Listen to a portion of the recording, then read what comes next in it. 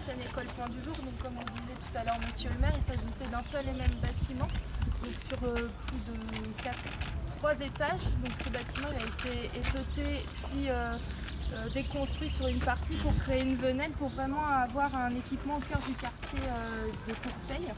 Donc du coup l'objectif pour la ville c'était de recouvrer un certain nombre de services existants qui étaient dans des locaux obsolètes et puis d'en créer de nouveaux. Donc du coup au rez-de-chaussée on a une médiathèque qui sera accueillie dans l'ensemble du rez-de-chaussée du bâtiment et en extension on a une maison des services qui sera sur le rez-de-chaussée et sur le premier niveau. Ensuite une ludothèque sur le premier étage et au deuxième étage une maison, un centre municipal de santé qui accueillera 6 cabinets pour la patientèle. Donc ce programme qui était très riche, il a été très bien intégré par Camille Bézieux qui était l'architecte et qui était au sein du cabinet Déclic et Décalque et au sein des titulaires du groupement de maîtrise d'œuvre. Donc au niveau de la surface plancher, on est sur 1157 m² exactement et le montant total de l'opération est de 2 997 000 pour un montant de travaux de 2 200 000 €.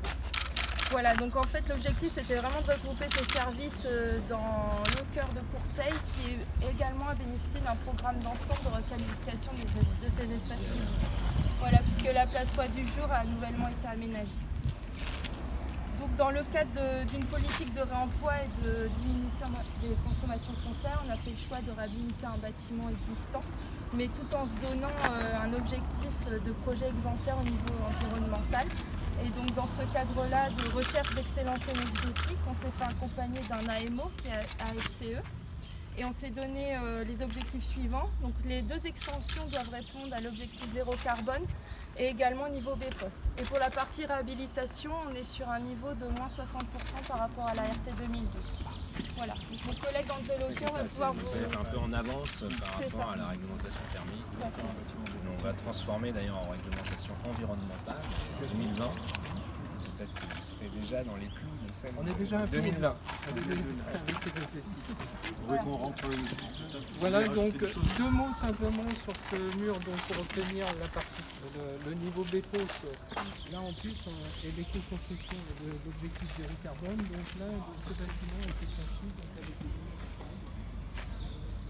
toute l'instruction de bois sur l'existant, donc c'est structure bois avec des bois de crédit, donc sur toute une place.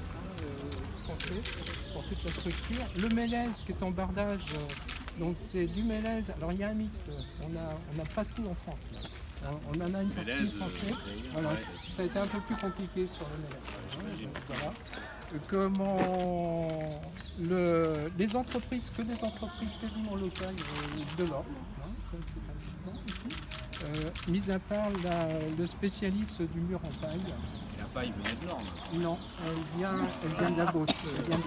C'est pas loin. Ah oui, c'est à côté. Parce que la paille, elle est essentiellement. Les murs en paille aujourd'hui sont essentiellement utilisés en habitat, dans le logement.